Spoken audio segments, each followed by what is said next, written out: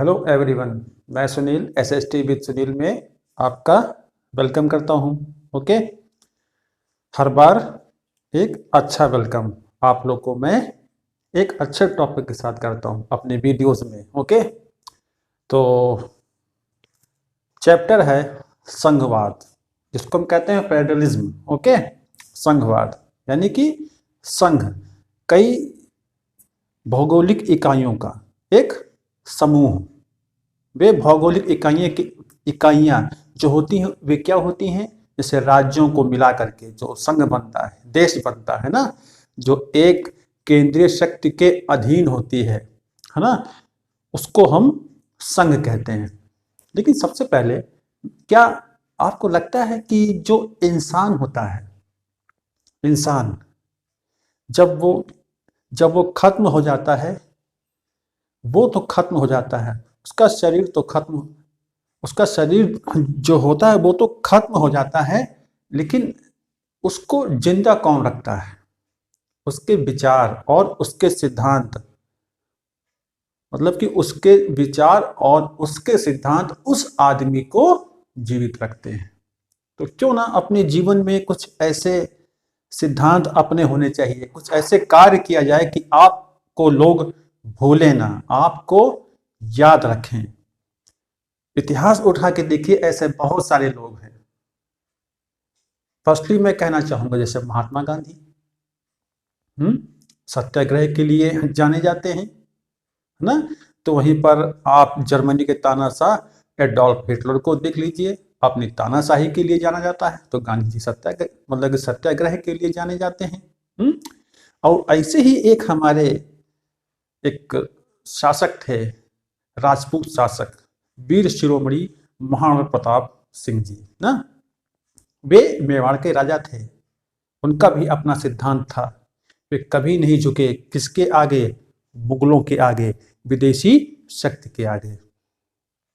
तभी उनका नाम आज जीवित है, उनके उन सिद्धांतों की वजह से। मैंने कहा ना कि इंसान तो चला जाता है, लेकिन उसके सिद्धांत और उसके विचार ही मतलब कि जो है रह जाते हैं, है ना। तो कभी नहीं झुके उन मुगलों के आगे। पूरा राजपुताना एक और हो गया था, एकमात्र बचा था कौन? मेवाड़, है ना। तो कभी नहीं झुके, जंगल जंगल वो है भटके हैं, खूब भटके हैं।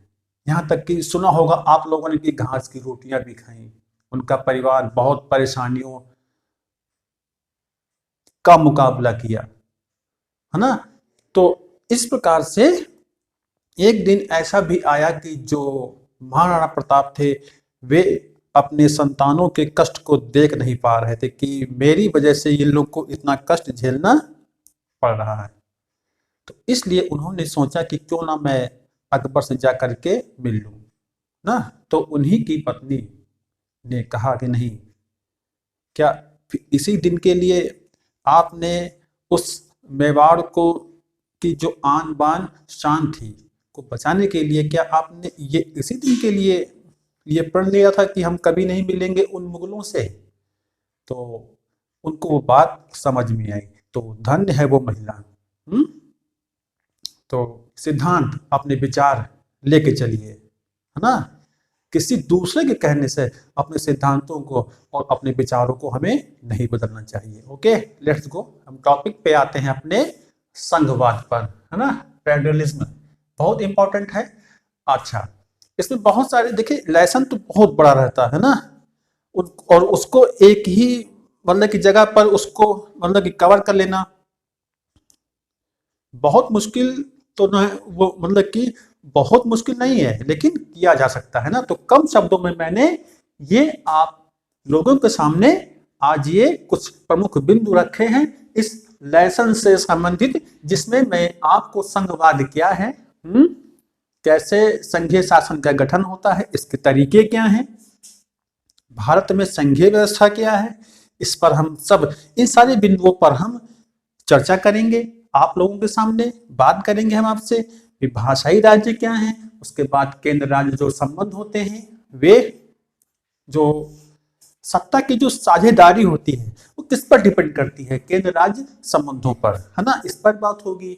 उसके बाद भी भाषाई राज्य, भाषा के आधार पर जो कि संविधान के द्वारा मान्यता प्राप्त जो मतलब कि जो भाषाएं हैं 22 भाषाएं, उनके भी और उनके भी बारे में मैंने यहाँ पर देखिए मेंशन कर रखा है। एक छोटा सा मैप भी मैंने बना रखा है।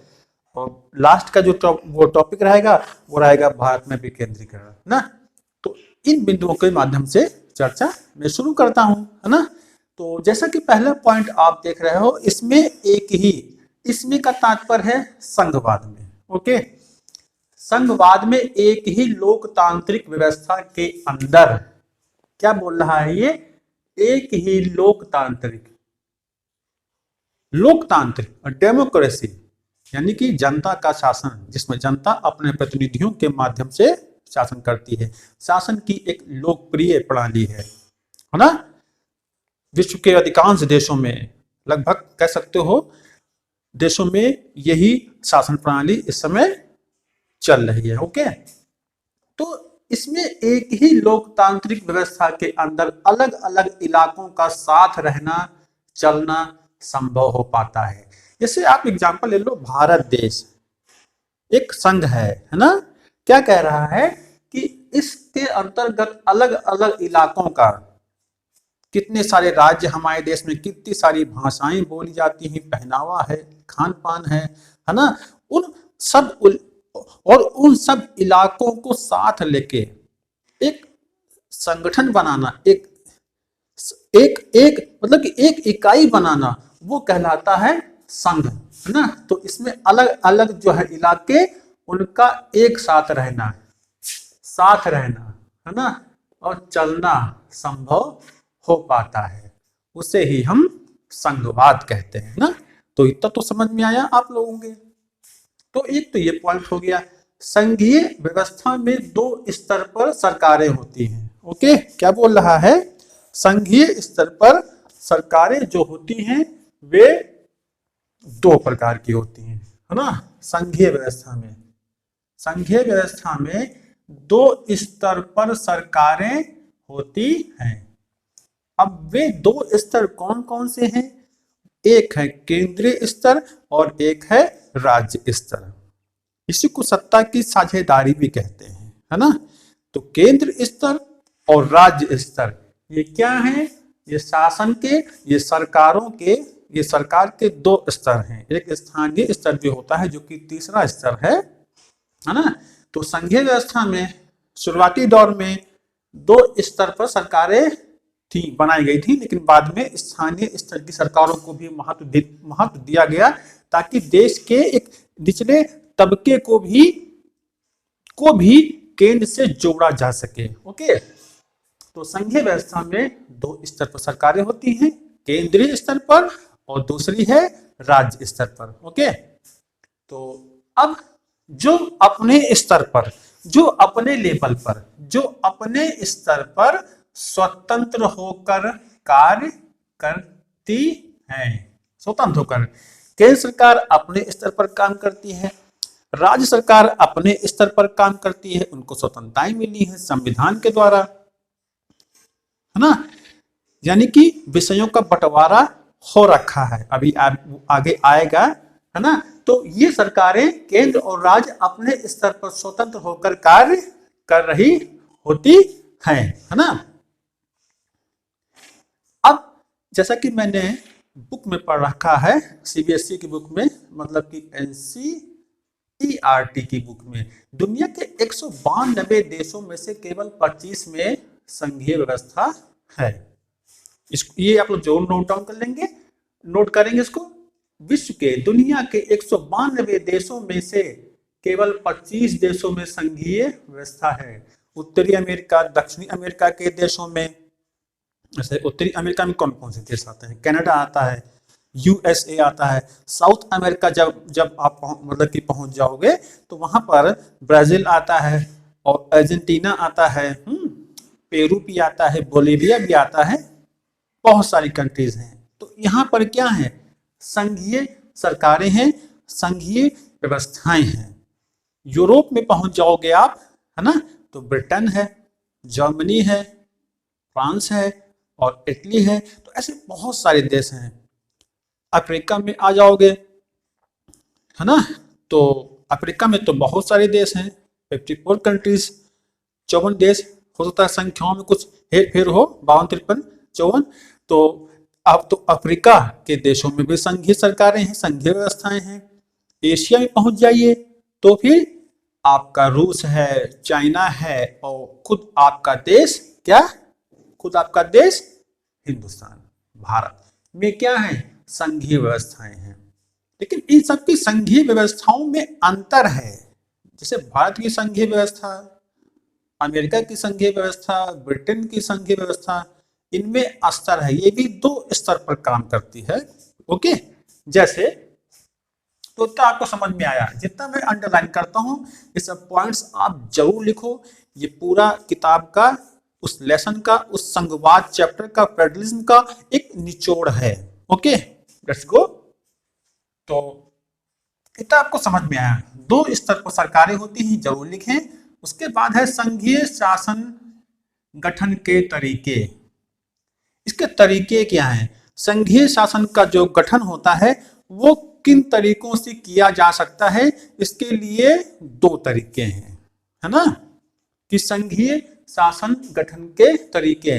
वे तरीके कौन कौन से हैं? वे तरीके हैं, जैसे कि पहला, ये मैंने रेड से कर रखा है, पहला कौन सा है? पहला तरीका, 2 या अधिक स्वतंत्र राष्ट्रों को साथ लाकर एक बड़ी इकाई गठित करके। ये पहला तरीका। क्या कहा मैंने? 2 या अधिक स्वतंत्र राष्ट्रों को आपस में मिला करके भी संघ बनाया जा सकता है। 2 या अधिक स्वतंत्र राष्ट्रों को साथ लाकर, यानी कि उनकी अंडरस्टैंडिंग, आपसी सहमति, ओके, के आधार पर एक तरीका ये भी है, इकाई गठित की जा सकती है। इसका एग्जाम्पल है अमेरिका है, ऑस्ट्रेलिया है, स्विट्जरलैंड है। अमेरिका से तात्पर्य यहाँ पर महाद्वीप, मतलब संयुक्त राज्य अमेरिका, ओके, यूएसए, जिसको हम यूनाइटेड स्टेट्स ऑफ अमेरिका कहते हैं। आपको उसकी कैपिटल बताना है, कमेंट बॉक्स में जरूर बताएं। ऑस्ट्रेलिया है, पैसिफिक ओशियन, एक महाद्वीप है, चारों ओर जल से घिरा हुआ। और स्विट्जरलैंड यूरोप कॉन्टिनेंट का देश है, कैपिटल क्या है? Burn, okay. तो स्विट्जरलैंड, यहां पर क्या है? 2 या अधिक स्वतंत्र राष्ट्रों को साथ लाकर गठित की गई एक संघीय व्यवस्था है। जैसे इसमें ब्रिटेन भी है, एक इसके बाद एटसेट्रा है, इत्यादि। वैसे ब्रिटेन को ले लो आप। ब्रिटेन पुराना नाम है इंग्लैंड, ध्यान सुनिएगा, इसको कहीं लिख लीजिएगा आप लोग। एक इंग्लैंड है, देश है, उसको ब्रिटेन भी कहते हैं, ग्रेट ब्रिटेन भी कहते हैं, यूनाइटेड किंगडम भी कहते हैं। अंतर क्या है? पहले इंग्लैंड था, राजवंश थे वहां पर, तो उन राजवंशों ने आसपास के द्वीपों को जीता, जैसे स्कॉटलैंड और दूसरा है वेल्स। तो खुद इंग्लैंड, स्कॉटलैंड और वेल्स लिख लेंगे। इंग्लैंड, स्कॉटलैंड और वेल्स को मिला करके क्या बना? ब्रिटेन बना। ग्रेट ब्रिटेन जिसको कहते हैं, ग्रेट ब्रिटेन, क्या कहेंगे? Great Britain. ग्रेट ब्रिटेन में क्या क्या आएगा?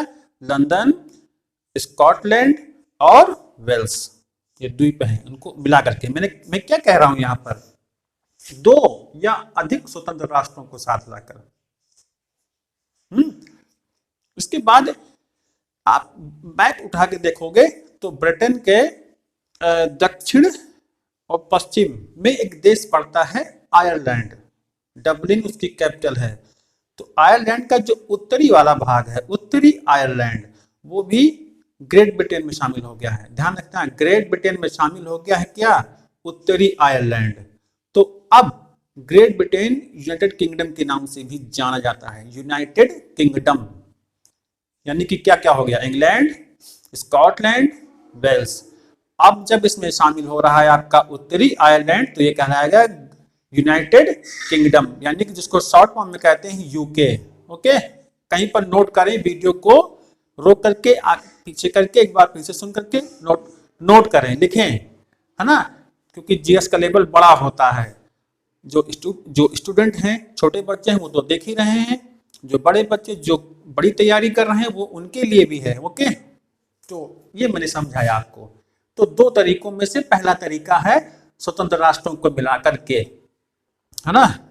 इसमें एक विशेषता ये होती है ना, इसमें क्या होता है कि जो राज्य होते हैं वे ताकतवर होते हैं, उनको स्वायत्तता दी जाती है। इसको जरूर लिखेंगे आप लोग, ब्लू पेन से अंडरलाइन किए देता हूं कि जो पहले स्तर का जो संघ होगा उसमें राज्य अधिक ताकतवर होगा, है ना, क्योंकि स्वतंत्र राष्ट्रों को जोड़ा गया है। तो उनको और उनकी जो उनकी भावनाएं हैं उसका तो ख्याल रखना ही होगा। उसी ख्याल रखने के ही आधार पर यहाँ पर राज्यों को स्वायत्तता अधिक दी गई है। अमेरिका में आप जब उठाओगे, जब पढ़ोगे, तो अमेरिका में जितने भी राज्य हैं हर राज्य का अपना एक फ्लैग है। जैसे अपने देश में तिरंगा चलता है ना, पूरे देश में हर राज्य में वही लागू होगा। लेकिन अमेरिका का सिस्टम अलग है, उसका वहाँ के हर राज्य का अपना एक फ्लैग है ना। तो वहाँ पर पहले स्तर वाली संघीय व्यवस्था है। ओके, राज्यों को स्वायत्तता मिली हुई है। इसके बाद दूसरा पॉइंट क्या आता है, बड़े देश द्वारा अपनी आंतरिक विविधता को ध्यान में रखते हुए, ओके, बड़े देश द्वारा अपनी आंतरिक विविधता को ध्यान में रखते हुए राज्यों का गठन करना, जैसे भारत, स्पेन, बेल्जियम, है ना। तो बड़े देश जिसमें जो आंतरिक, जैसे बड़े देश हैं वहां पर कभी बहुत सारे राजवंश मतलब कि रहे हो, और जब वो स्वतंत्र हुए तो उन्हीं राजवंशों को आपस में एकीकृत करने के लिए जो संघ बनाया गया उसकी बात हो रही है। तो ये दूसरे स्तर की संघीय व्यवस्था है, जहां पर मतलब कि पहले राजतंत्र था, है ना, उपनिवेश थे वो। तो जब उपनिवेश बनाने वाला देश जब वापस गया तो जो रियासतें थी उनको जब एक करने की कोशिश की गई और कुछ को शामिल किया गया, कुछ स्वतः शामिल हो गए, कुछ को जबरन शामिल किया गया ना। तो उस प्रकार की ये दूसरे स्तर वाली व्यवस्था है ना, जिसमें भारत का नाम आता है, स्पेन आता है और बेल्जियम आता है। बड़े देश और आंतरिक विविधता को ध्यान में रखते हुए, है ना। इसमें होता क्या है, दूसरे स्तर वाली संघीय व्यवस्था में केंद्र अधिक ताकतवर होता है, सेंट्रल पावर मोस्ट पावरफुल होती है। जो सेंट्रल गवर्नमेंट है ये मोस्ट पावरफुल होती है और यही सबको बांधे रखती है एक सूत्र में, है ना। आप ही उठाओगे, जब भारत की रियासतों का एकीकरण हुआ था, उस पर मैं एक स्पेशल वीडियो बनाऊंगा आप लोगों के लिए ना।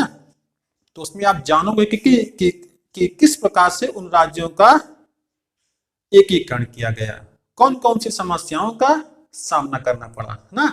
तो आपने देखा संघीय शासन गठन के दो तरीके हैं। पहला तरीका, दो या अधिक स्वतंत्र राष्ट्र मिलकर एक इकाई गठित कर ले, और दूसरा पॉइंट क्या है, बड़े देश द्वारा अपनी आंतरिक जो विविधताएं हैं उनको ध्यान में रखते हुए एकीकृत कर लेना।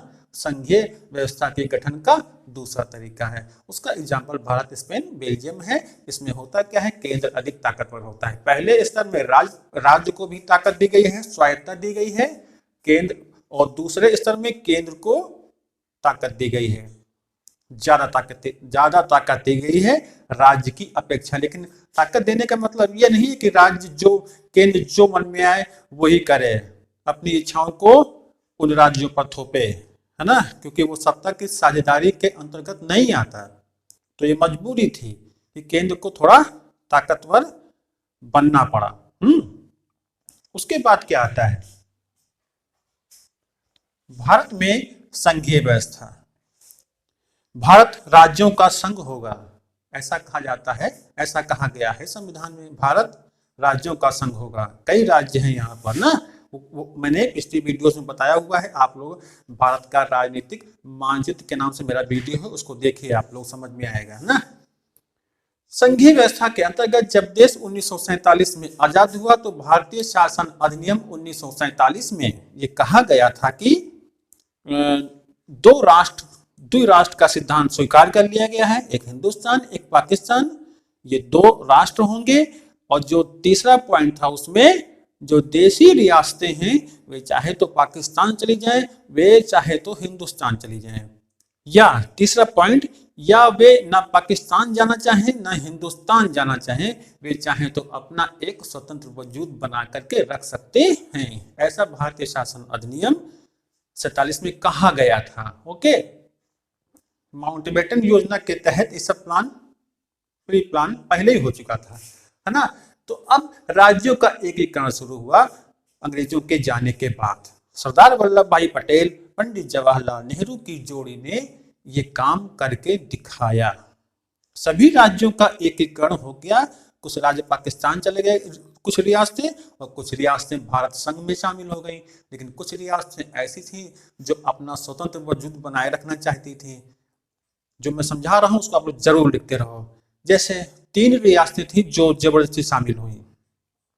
एक थी जम्मू कश्मीर, एक थी हैदराबाद, एक थी जूनागढ़ जो कि गुजरात में पड़ता है। हैदराबाद सब जानते हो, वर्तमान में तेलंगाना और आंध्र प्रदेश की राजधानी है हैदराबाद। और जम्मू कश्मीर एक केंद्र शासित प्रदेश है, आप लोग जान रहे हो। ओके, तो ये नहीं शामिल हो रहे थे। ये अपना स्वतंत्र वजूद रखना चाहते थे। अब इस स्वतंत्र वजूद, अब सरदार वल्लभ भाई पटेल का मानना था कि प्यार से मानोगे तो अच्छी बात है, और नहीं मानोगे तो फिर बल प्रयोग करना पड़ेगा। वही करना पड़ा इन लोगों के साथ में, केवल 2 लोगों के साथ में। एक के साथ में कुछ ज्यादा, एक के साथ में थोड़ा कम, और एक तो स्वतः शामिल हो गया बाद में। पाकिस्तान के फिदायीन हमलों से परेशान होकर के जम्मू कश्मीर के महाराजा हरि सिंह ने स्वतः जम्मू कश्मीर का भारत में विलय कर दिया था। महाराजा हरि सिंह ने। ओके, क्योंकि पाकिस्तान का हमला हुआ था। हमला इसलिए कि जम्मू कश्मीर स्वतंत्र है, चलो उसी पर कब्जा कर लेते हैं, है ना। अब इसके बाद जो वो था हैदराबाद रियासत, वो अपने हिंदुस्तान की सबसे बड़ी रियासत थी। कुछ एक्सप्लेनेशन जो मैं कर रहा हूं आप लोग जरूर लिखते रहो। रियासत थी कौन सी? हैदराबाद। ये हिंदुस्तान की सबसे बड़ी रियासत थी, है ना। इसकी अपनी सेना हुआ करती थी, है ना। बड़ी चाक चौबंद व्यवस्था थी। जब यहाँ का जो शासक था वो मुस्लिम था, जिसको कहते हैं निजाम, हैदराबाद का निजाम, वो शामिल नहीं हो रहा था और उसका पूरा विचार था कि पाकिस्तान, है ना। लेकिन अब आप हिंदुस्तान का मैप उठाओ, जैसे मैं बनाए रखा हूं आज, यहां पर पड़ता है आपका हैदराबाद। क्या आपको लगता है कि अगर ये पाकिस्तान में शामिल हो जाता तो ये पाकिस्तान, ये हैदराबाद, क्या ये शोभा देता? बीच में एक घाव के जैसा दिखाई पड़ता है, कैंसर के जैसा। कितना अजीब लगता है ना कि ये यहाँ पर पाकिस्तान का शासन है। तो इस कमी को पूरा करने के लिए हमारे सरदार वल्लभ भाई पटेल ने हैदराबाद को भारत संघ में शामिल करने के लिए, यानी कि एकीकरण के तहत, मैं बता रहा हूं वही पॉइंट है, एकीकरण के तहत वहां पर बल प्रयोग किया गया, सेना लगाई गई और जबरदस्ती हैदराबाद को शामिल किया गया। उसके बाद पड़ता है जूनागढ़। जूनागढ़ का जो शासक था मुस्लिम था, वो भी चाह रहा था कि हम शामिल नहीं होंगे, उसका भी मन पाकिस्तान की ओर लगा हुआ था।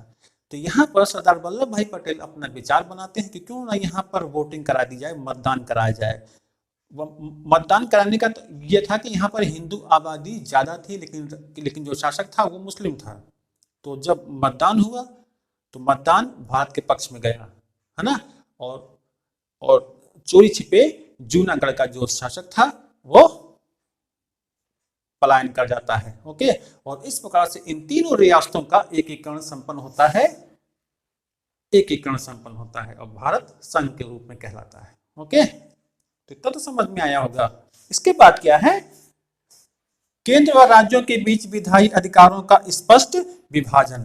केंद्र व राज्यों के बीच, केंद्र व राज्यों के बीच जो है शक्तियों का स्पष्ट रूप से विभाजन किया गया है, सूचियों के तहत, विषयों के तहत। जैसे समवर्ती सूची, है ना। जैसे अब जो पहला नाम आएगा वो है संघ सूची, फिर राज्य सूची, फिर समवर्ती सूची। ये इसमें यही चीज बता रहा है ना। केंद्र व राज्यों के बीच विधायी अधिकारों का स्पष्ट विभाजन। है ना, स्पष्ट मतलब कि विभाजन था।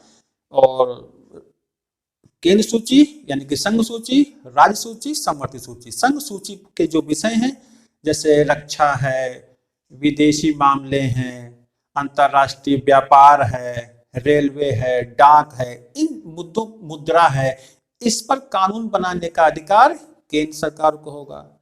समवर्ती सूची में जो संघीय सूची हो गई, जो राज्य सूची है, राज्य सूची में जो राज्य सूची के जो विषय हैं उस पर जो है राज्य सरकारों को कानून बनाने का अधिकार दिया गया। राज्य इसमें, और जिसमें जेल प्रशासन भी आता है, जिसको हम कारागार भी कहते हैं, पुलिस प्रशासन भी आता है ना। तो ये सब मामले और भूमि सुधार, ये सब मामले जो है किसमें आते हैं, राज्य सूची में, जिस पर राज्य सरकार कानून बनाती है। समवर्ती सूची में जैसे गोद लेना है, विवाह संबंधी मामले हैं, और सबसे जो समवर्ती सूची की जो सबसे महत्वपूर्ण विषय है वो है शिक्षा वाला। समवर्ती सूची के जो विषय हैं उस पर केंद्र सरकार और राज्य सरकार दोनों ही कानून बना सकती हैं। लेकिन अगर दोनों के द्वारा बनाए गए कानून पर कोई विवाद होता है, समवर्ती सूची के विषयों के ऊपर मैं बात कर रहा हूं, अगर विवाद होता है तो केंद्र सरकार के द्वारा बनाया गया कानून मान्य होता है। ओके, उसको केंद्र सरकार का ही एक्सेप्ट किया जाता है। तो विधायी अधिकारों का स्पष्ट रूप से विभाजन इसमें किया गया है ना। हाँ, स्पष्ट विभाजन, नाम लिख लेंगे, केंद्र सूची, राज्य सूची, समवर्ती सूची, है ना। उसके बाद केंद्र शासित प्रदेश, संघीय व्यवस्था के अंतर्गत कुछ केंद्र शासित प्रदेश में आते हैं जो कि क्षेत्रफल में बहुत छोटे हैं और संवेदनशील क्षेत्रों में आते हैं। जैसे आप जम्मू कश्मीर को देख लो, संवेदनशील, लद्दाख देख लो, संवेदनशील, दादरा नगर हवेली, दमन दीव, है ना, छोटे हैं तो इनको कहीं किसी भी राज्य में मर्ज नहीं किया जा सकता। लक्षद्वीप देख रहे हो आप, अंडमान निकोबार देख ही रहे हो ना, और पुडुचेरी देख ही रहे हो, चंडीगढ़, तो इतने छोटे हैं कि इनको जो है इन राज्यों की श्रेणी में नहीं रखा गया है। कुछ संवेदनशील हैं और कुछ क्षेत्रफल में बहुत छोटे हैं, तो इसलिए इनको केंद्र सरकार अपने अधीन रखती है। यहाँ पर केंद्र सरकार का कानून चलता है। ओके, जैसे नई दिल्ली भी ये केंद्र शासित प्रदेशों को भी शामिल किया गया है। अधिकारों के बंटवारे में बदलाव दोनों सदनों के 2/3 मतलब कि बहुमत से मंजूर। जो अधिकार दिए गए हैं किसको, अधिकारों के बंटवारों में जो केंद्र सरकार और राज्य सरकार के जो अधिकार तय किए गए हैं, अगर उसमें कुछ बदलाव करना है, कुछ नई चीजें उसमें शामिल करनी है, तो ये कौन करता है, कौन करता है, संसद के दोनों सदन। कौन कौन से, लोकसभा और राज्यसभा, है ना। तो लोकसभा और राज्यसभा, लेकिन और जो बंटवारे हैं, जो अधिकारों का जो बंटवारा है, अगर उसमें कोई चेंजेस करना है तो इसके लिए क्या करना होता है, दोनों सदनों के 2/3 जो सदस्य होते हैं वे बहुमत से जो प्रस्ताव होगा, जो पारित होगा तभी माना जाएगा, है ना, जो बंटवारे होंगे। और सबसे बड़ी बात है कि आधे राज्यों की विधान सभाओं की भी मंजूरी मिलना जरूरी है उन बंटवारे में बदलाव लाने के लिए, है ना। तो सदनों के 2/3 बहुमत से मंजूरी मिलती है कोई अगर बदलाव लेके आना है, चेंजेस लाना है अधिकारों में केंद्र और राज्यों के। और इसके अलावा जो देश के राज्यों की जो विधान सभाएं हैं, कम से कम आधी विधानसभाओं को भी उसे मंजूरी मिलनी चाहिए, यानी कि अधिक से अधिक बहुमत उस पक्ष में जाएगा तभी वो बदलाव आएगा, मान्य होगा। उसके बाद जो मुद्दा बनता है वो है भाषाई राज्य। ओके, भाषाई राज्य 1950 के दशक में भारत के कई राज्यों की सीमाओं में बदलाव किया गया और एक भाषा वाले राज्यों के गठन की मांग उठी कुछ समय के लिए, लेकिन इसको रोक दिया गया। सबसे बड़ी मुद्दा ये रहा। 1950 के दशक में मांग उठी कि राज्यों की जो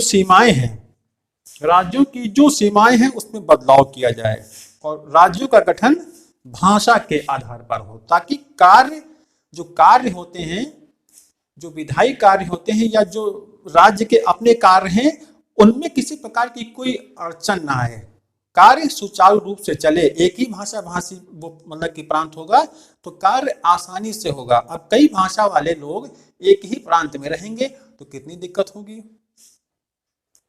अगर मैं आपका टिकट कटवा दूं कि जाओ कहाँ, तमिलनाडु में, क्या आप सही ढंग से वहां पर वहां के विभागों में जा करके या स्कूलों में सही ढंग से पढ़ सकते हैं अगर इंग्लिश ना हो तो?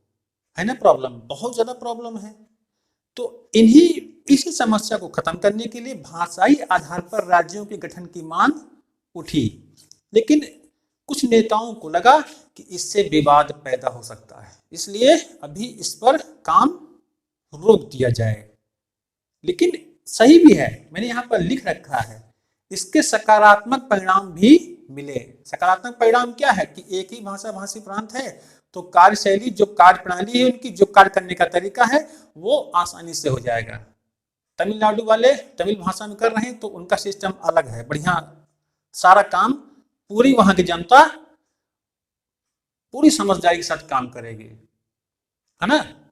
वही अगर हिंदी भाषी भी हो जाए और कन्नड़ भाषी भी हो जाए तो कितना प्रॉब्लम क्रिएट होगा ना। तो इस समस्या से निजात पाने के लिए कि एक ही भाषा भाषी प्रांत हो तो उसके सकारात्मक परिणाम आएंगे, है ना। तो इस आधार पर यह मांग उठी थी, है ना। उसके बाद भाषा नीति, संविधान में किसी भी भाषा को राष्ट्रभाषा का दर्जा नहीं दिया गया है। इंपॉर्टेंट है, भाषा नीति में क्या आता है, संविधान में किसी भी भाषा को राष्ट्रभाषा का दर्जा नहीं दिया गया है। ध्यान रखना है, राष्ट्र भाषा का, हिंदी को राष्ट्रभाषा नहीं राजभाषा कहते हैं, ओके, बिल्कुल ना भूलना आप लोग। राष्ट्रभाषा का दर्जा नहीं दिया गया किसी को। हिंदी को क्या माना गया है, राजभाषा, लिख लेंगे, राजभाषा माना गया है, क्योंकि हिंदी अधिकांश लोगों के द्वारा बोली जाती है ना।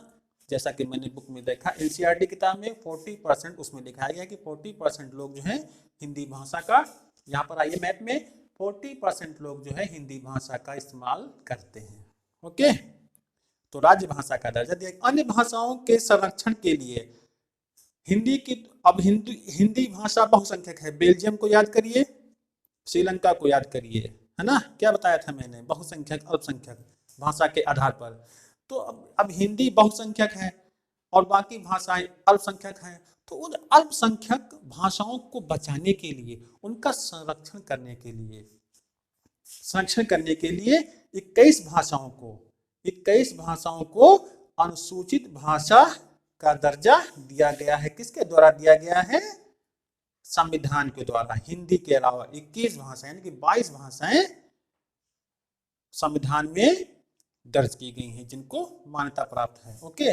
और इन 22 भाषाओं में से किसी भी भाषा में हम प्रतियोगी परीक्षाएं दे सकते हैं। ये ऑप्शनल होती हैं, है ना, कि आप इन भाषाओं को चुन सकते हैं परीक्षा के माध्यम के। जैसे यूपीएससी में पीछे से जो मेंस परीक्षा होती है, मेंस वाली लिखित परीक्षा जो होती है ना, तो उसके लिए आप ऑप्शनल के रूप में इसको चुन सकते हो। ये इतनी सहूलियत दी गई है ना, तो संरक्षण है ये एक प्रकार का।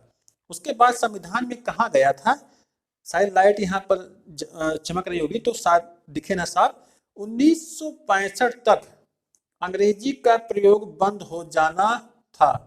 संविधान में कहा गया था कि 1965 तक अंग्रेजी का चलन बंद हो जाएगा, लेकिन बंद नहीं हुआ, क्योंकि जब बंद करने की बारी आई तो तमिलनाडु में एक भाषा को लेकर के आंदोलन हो गया था। वहीं पर कहा गया था नेवर हिंदी एवर इंग्लिश, ये वहां का नारा हो गया था प्रसिद्ध। आप लोग उसको याद कर लेंगे, तमिलनाडु में हो गया था। नेवर हिंदी यानी कि हिंदी कभी नहीं और इंग्लिश हमेशा। नेवर हिंदी और एवर इंग्लिश ये चला, ओके। तो 1965 तक इसको बंद हो जाना था, लेकिन नहीं बंद हुआ। उसके बाद आते हैं, तो तमिलनाडु का नारा जरूर आप लोग याद रखेंगे, never Hindi ever English, okay, let's go. उसके बाद है केंद्र राज्य संबंध। 1990 के बाद से देश के अनेक राज्यों में क्षेत्रीय दलों का उदय हुआ। 1990 से पहले सरकारें जो बनती थी वो एक ही पार्टी की ज्यादातर बनती चली आ रही थी, है ना। जैसे सबसे ज्यादा तो केंद्र सरकार में, जैसे कांग्रेस पार्टी का शासन बहुत दिनों तक चला, तो लोगों ने ऐसी तो तो लोगों के मन में ऐसे ऐसे विचार उठते थे कि जो दूसरे दल की सरकारें हैं स्टेट में, उनके साथ ये सरकारें जो हैं केंद्र वाली, जो कि बहुत समय तक शासन करती हैं, 10 साल, 15 साल, 20 साल, वे निरंकुश टाइप की हो जाती हैं। तो वो क्षेत्रीय सरकारों को उतना तवज्जो, राज्य सरकारों को उतना तवज्जो नहीं देती हैं, है ना। उसके बाद और आए दिन राष्ट्रपति शासन जैसी समस्याएं, आपातकाल जैसी समस्याओं का सामना करना पड़ रहा था। तो 1990 के बाद से बदलाव आया और क्षेत्रीय दलों का उदय हुआ, सत्ता की साझेदारी का, पावर शेयर मतलब कि पावर शेयरिंग का सबसे अच्छा एग्जांपल है ये, पावर शेयरिंग का, ओके, कि क्षेत्रीय दलों का उदय होना, है ना। क्षेत्रीय दलों का जब उदय हुआ, अब केंद्र में गठबंधन सरकारें बनने लगी, केंद्र में गठबंधन सरकारें बननी शुरू हुई। क्यों शुरू हुई? क्योंकि क्षेत्रीय दलों का उदय होना शुरू हो गया था, जिसके बाद गठबंधन सरकारें बनने लगी। एक सरकार, किसी एक पार्टी को स्पष्ट बहुमत नहीं मिला, तो जो अलग अलग पार्टियां जो अपना अपना जो बहुमत लिए हैं, जो है ना, जो बहुमत लिए हैं, जितनी सीटों पर वो जीते हैं, तो वो लोग आपस में मिलकर के एक गवर्नमेंट क्रिएट कर लेते हैं और शासन करते हैं। तो उसको कहते हैं गठबंधन सरकार, जो कि शायद जो कि स्थायी जो चल जाए अच्छी बात है, ये समझदारी पर डिपेंड करता है। लेकिन जब ये समझदारी नहीं रह जाती है तो सरकारें गिर भी जाती हैं, सरकारें स्थायी भी नहीं रहती हैं। तो ये पॉजिटिव भी है, निगेटिव भी है। पॉजिटिव क्यों है? क्योंकि क्षेत्रीय लोगों को भी अब सपोर्ट मिल रहा है अपनी पार्टी बनाने का, चुनाव लड़ने का। और इसमें निगेटिव क्या है कि सरकारें लोग बना रहे हैं, अब तो लालच है, स्वार्थ घुस आया है राजनीति में, तो स्वार्थ बस लोग जुड़ते हैं, स्वार्थ नहीं पूरा होता तो अपना समर्थन खींच लेते हैं, सरकारें गिर जाती हैं। तो उसके पॉजिटिव और निगेटिव दोनों हैं रोल, ओके। कम इतना तो आपको समझ में आया है ना। तो ये पॉजिटिव भी था, निगेटिव भी था, ओके। उसके बाद इस पर अभी हम बात करेंगे, भारत में विकेंद्रीकरण की शुरुआत। केंद्र व राज्य सरकारों से शक्तियां लेकर स्थानीय सरकारों को देना, ये होता है भारत में विकेंद्रीकरण की शुरुआत। भारत में विकेंद्रीकरण की शुरुआत यानी कि शक्तियों को बांट देना। पहले केंद्र और राज्य सरकारें हुआ करती थी, स्थानीय स्तर पर उतना विकास नहीं हो पाया था। जो लोग ग्रामीण क्षेत्र में रहते हैं, जरा आप लोग सोचो, गांव में जो सड़कें बन गई हैं, बिजली आ गई है, किसानों को सारी सुविधाएं मिल रही हैं, यातायात के साधन आपके गांव तक पहुंच रहे हैं, है ना, फसलों का उत्पादन बढ़ रखा है, सोलर सिस्टम देखिए सबके घरों पर लग रहे हैं, धीरे धीरे सोलर और स्ट्रीट लाइट्स भी लग रही हैं, है ना।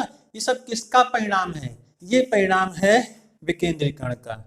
क्या हुआ 1990 और 1992 से जो है केंद्र और राज्यों से शक्तियां लेकर के एक तीसरी शक्ति बनाई गई, स्थानीय सरकारें। उनको भी महत्व दिया गया ताकि निचले स्तर से लोगों को बड़े स्तर पर जोड़ा जाए, उनके अंदर भी एक अंडरस्टैंडिंग आए, लोगों में समझ आए कि राजनीति एक्चुअल में होती क्या है, राजनीति सीखें वो और ऊंचे स्तर तक वो जाएं, है ना। तो इसलिए विकेंद्रीकरण का शुरुआत हुआ 1992 के संविधान संशोधन द्वारा। तीसरे स्तर को शक्तिशाली बनाया गया, इसको नोट करें। 1992 के संविधान में संशोधन हुआ, इसके लिए द्वारा तीसरे स्तर को शक्तिशाली बनाया गया, स्थानीय सरकारों को। स्थानीय सरकारों में जैसे ग्रामीण क्षेत्रों में होता है, जैसे ग्राम पंचायत होती है, ग्राम पंचायतों को मिलाकर के पंचायत समिति बनती है, पंचायत समितियों को मिलाकर के जिला परिषद का गठन होता है ना। ग्राम पंचायतों में प्रधान वगैरह होते हैं, चुनाव होता है 5 साल पे, और वही लोग चुनाव में मतदान करते हैं वयस्क मताधिकार के आधार पर। वयस्क मताधिकार का मतलब होता है जो लोग वयस्क हो गए हैं, 18 वर्ष की उम्र या 18 वर्ष की उम्र को पार कर चुके हैं, उन लोग को वयस्क माना गया है ना। तो सार्वभौमिक वयस्क मताधिकार के आधार पर ये चुनाव होते हैं, है ना। तो इस प्रकार से ये सब स्थानीय शासन के ग्रामीण क्षेत्रों में और शहरी क्षेत्रों में भी नगर पालिका होती है, और जो बड़े शहर होते हैं छोटे शहरों में नगर पालिका, बड़े शहरों में नगर निगम होता है। यहाँ नगर जैसे जैसे लखनऊ ले लो आप, कोई सिटी ले लो आप, उसको बांट दो आपस में, उसको कई वार्डों में बांट दिया जाता है। यहाँ पर चुनाव होते हैं, जो जीतता है वो क्या बनता है, मेयर बनता है ना। जैसे यहाँ पर आपके ग्राम पंचायत में जो प्रधान होते हैं, है ना।